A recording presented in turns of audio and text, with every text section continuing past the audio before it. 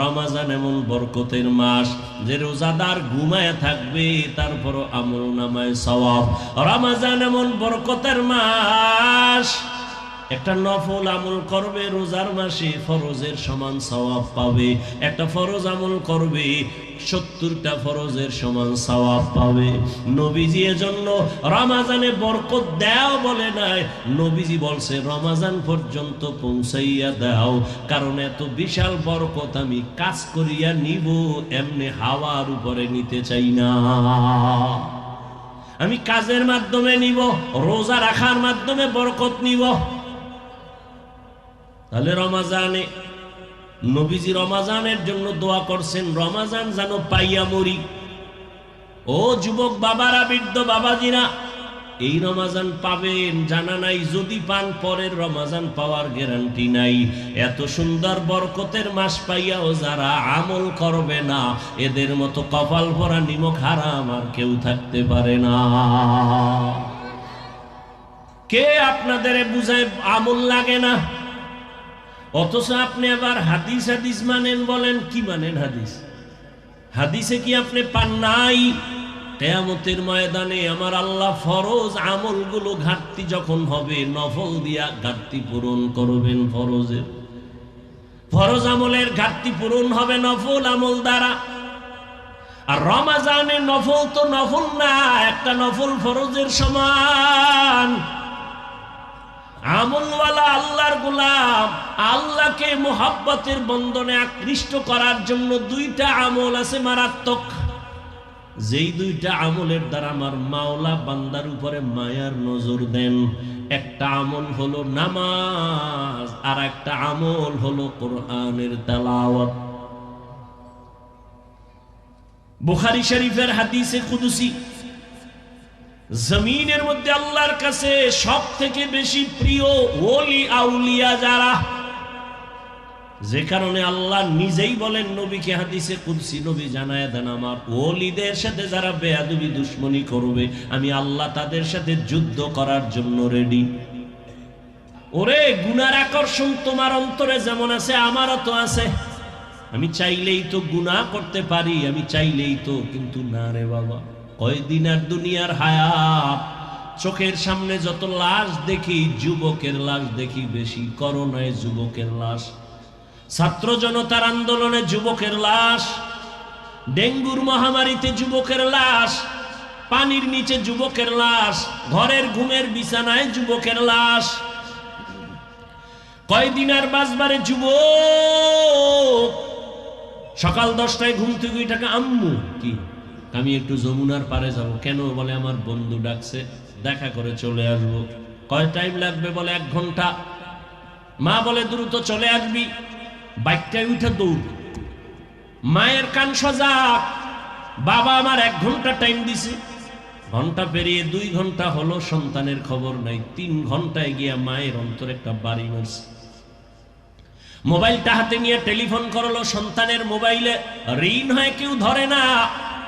কয়েকবার দেওয়ার পরে হঠাৎ করে কে যেন রিসিভ করে বলে, কে তুমি? বলে আমি মোবাইলওয়ালা ছেলের মা। ওর বাবা নাই, আছে, দাও। বাবারে যখন দিছে, দেখো কে তোমার ছেলের মোবাইলটা ধরছে, তাড়াতাড়ি ধরো। ধরার পরে বলে, কে তুমি? বলে মোবাইলওয়ালার বাবা। বাসা কই তোমার? কয় সৈয়দাবাদের পাশে। কয় দৌড় দাও। যমুনার গোল চক্করের মধ্যে হুন্ডা এক পার্শ্বে পড়ে আছে, তোমার সন্তান আর এক পার্শ্বে লাশ হয়ে আছে, রক্তক্ষরণ হচ্ছে। তাড়াতাড়ি লাশটা নিয়ে যাও, দেরি করিও না, তাড়াতাড়ি নিয়ে যাও। বানায় বলতেছি। ও যুবক, বাঁচতে চাও অনেক দিন, কিন্তু দ্রুত মরণের মেশিন লয়ে ঘুরো রে বাবা। কে তোমাকে বুঝাবে? যে বুঝাইতে যায় তাকে তুমি দুশ্মন মনে করো। সিরাজগঞ্জ জেলার ঘটনা বলবো না। এক যুবক সন্ধ্যাবেলা হিসাব বাবাকে বলে, আমারে 10,000 টাকা দাও। বাবায় বলে দিব না। বাবায় জানে এখন টাকা দিলেই ও নেশা করে, আড্ডায় যাবে, নেশা করবে। বাবায় কইছে যখন দিব না, সন্তান তখন রাগে আইসা বাবারে মায়ের শুরু করেছে। মারতে মারতে বাবাকে রক্তাক্ত করে। মা আসছে ফিরাইবার জন্য, মাকেও লাথি মেরেছে। শেষ পর্যন্ত ঘর থেকে বের হইয়া বাইকটা নিয়ে বের হয়ে গেল। মা দরজা আটকাইয়া মাওলারে কয়, আল্লাহ ওই সন্তান আর আমার ঘরে ফিরাইয়া দিও না, আমার দরকার নাই, এখানে মইরা যাব, তারপরে এই সন্তানের মা ডাকার শুনতে চাই না। একজন আল্লাহর ওলি আমাকে ঘটনা বলছেন, তিনি কয়েক মাস আগে দুনিয়া থেকে বিদায় হয়ে গেছেন। বাংলাদেশের একজন বড় বুজুর্গ আল্লাহওয়ালা। ওই আল্লাহওয়ালার ভক্তবৃন্দ ওই নাটোর সিরাজগঞ্জে হাজারো হাজার, অভাব নাই। এরে আল্লাহর বান্দা, ভালো করে বুঝো, এখনো সময় আছে, তওবা করে নেও। 3টা জায়গায় বেয়াদবি করবা না তো ধ্বংস, মরার আগেই তুই শেষ। মরবি না কিন্তু ভুগতে থাকবি, ধুকে ধুকে কষ্ট পাবি। 3 জায়গায় বেয়াদবি করলে তোর জীবন বরবাদ। রুহু থাকবে, দেহ থাকবে না। 1, মা বাবার সাথে বেয়াদবি করা যাবে না, করলেই তোর জীবন ধ্বংস।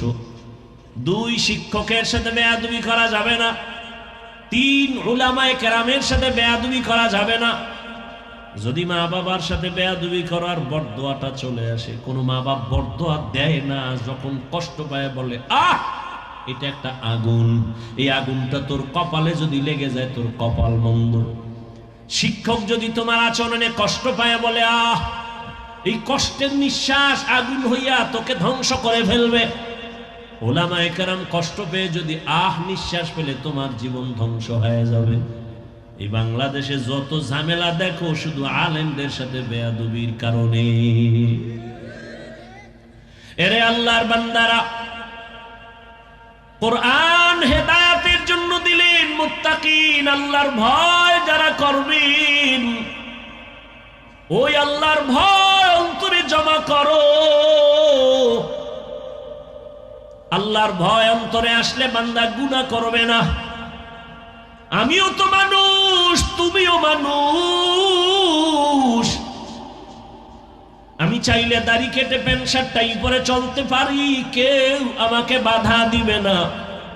কিন্তু না, শীতের মধ্যে ঠান্ডা পানি দিয়া অজু বানাইয়া নামাজ পড়া যে কত কষ্ট, তারপরেও নামাজ ছাড়ি না রে বাবা। দাড়ির কারণে যৌবনের ভাব চলে যায়, কম বুঝি না, পাগল হই নাই রে যুবক,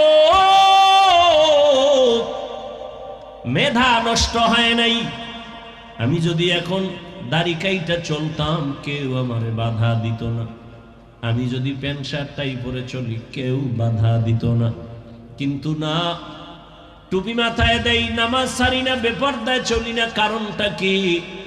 বরং তোমাকে পায়ে ধরে ধরে বুঝাই, ও যুবক, এর একমাত্র কারণ আমার আল্লাহর কোরআন সত্য, নবীর কথা সত্য, কোনো মিথ্যা নাই রে বাবা।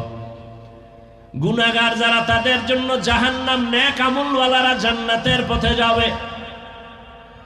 ও আমার যুবক, জবানটা খুলে জবাব দাও, আল্লাহর কোরআন তোমার ঈমান কি বলে? কোরআন কোনো ভুল আসেনি। এবার আবার বলো, কোরআনের মধ্যে জান্নাতের বয়ান আসেনি? বলো, কোরআনে জাহান্নামের বয়ান আসেনি? কে জান্নাতে যাবে, কে জাহান্নামে যাবে আল্লাহ তাও বলেছে, ইন্নাল আবরারা লাফি নাঈম ওয়া ইন্নাল ফুজ্জারা লাফি জাহিম। নেক আমলওয়ালারা জান্নাতি, গুনাহগার যারা তারা জাহান্নামী।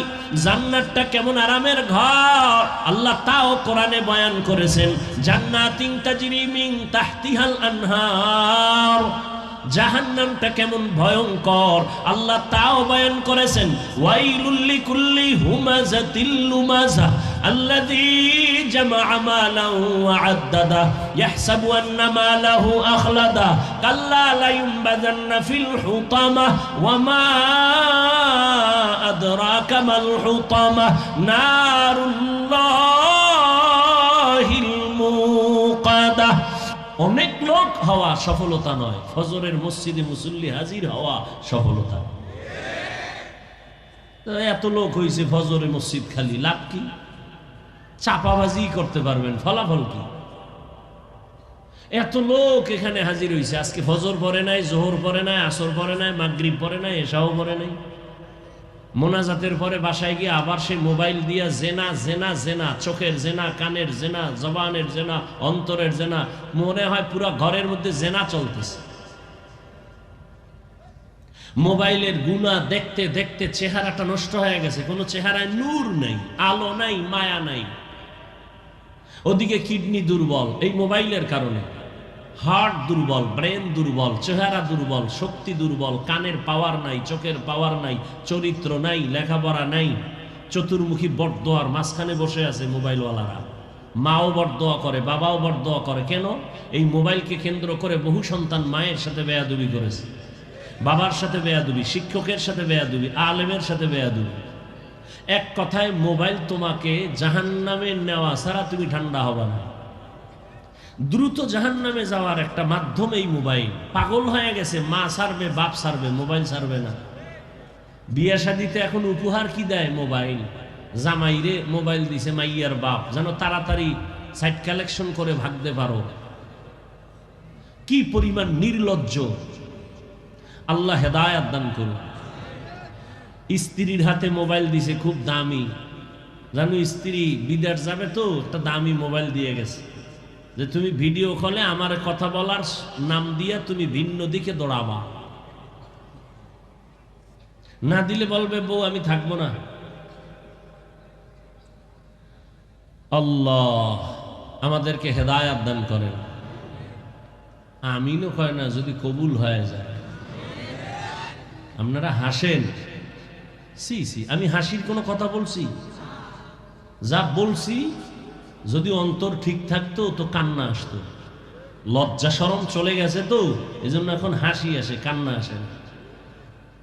১৫০০ বছর আগে রসুল বলে গেছেন, যাদের লজ্জা নেই ওদের ইমান নাই। লা ইমানা লিমান লা হায়া আলা। আল্লাহ সবাইকে কবুল করেন। আমি যে আয়াত পড়েছি তর্জমাটা বলে সংক্ষেপ কিছু ব্যাখ্যা, আল্লাহ যদি তৌফিক দান করেন আর আপনারা যদি অধীর আগ্রহে দোয়া করেন। কারণ বক্তার এলেম আমল দিয়ে বয়ান করা যায় না, এটা মিথ্যা কথা। বয়ান হওয়ার জন্য দুইটা পুঁজি লাগে, এক গোপন এক পুঁজি আল্লাহর রহমত, আর এক পুঁজি শ্রোতাদের অন্তরের মোহাব্বত। এই দুই জিনিস এক হলে বয়ান হয়। বয়ান কোন বয়ান? একটা আসামিকে নিয়ে,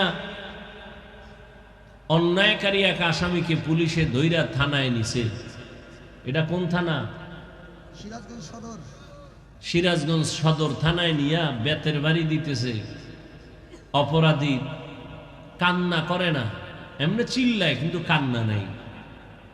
হ্যাঁ যুবক, জীবনে মন মতো টালবাহানা তো বহু করেছো, একটু খেয়াল করো। আমার বয়ানে হেদায়াত আছে, গ্যারান্টি দেওয়ার কোনো সুযোগ নেই। তুমি বয়ান শুনলেই মানতে হবে, তারও কোনো বাধ্যবাধকতা নেই, শুধু শুনো। যুবকটাকে থানায় নিয়ে যখন বেতের বাড়ি দিতেছে, যুবকের চোখে পানি নেই, শুধু চিল্লায়। আর বয়ানের প্যান্ডেলে যখন আল্লাহর প্রিয় বান্দারা বয়ান করে, ২০০ হাত দূরে বসে এক যুবক কান্না করে, ওরে মারলো কে? এর নাম বয়ান। তো বয়ান নাই, বললাম না শুরুতেই ফ্যাশন। আমাদের বয়ান করা পেশা, আপনাদের বয়ান শোনা নেশা। বয়ান উপলক্ষে বিশাল মার্কেট কি নাই?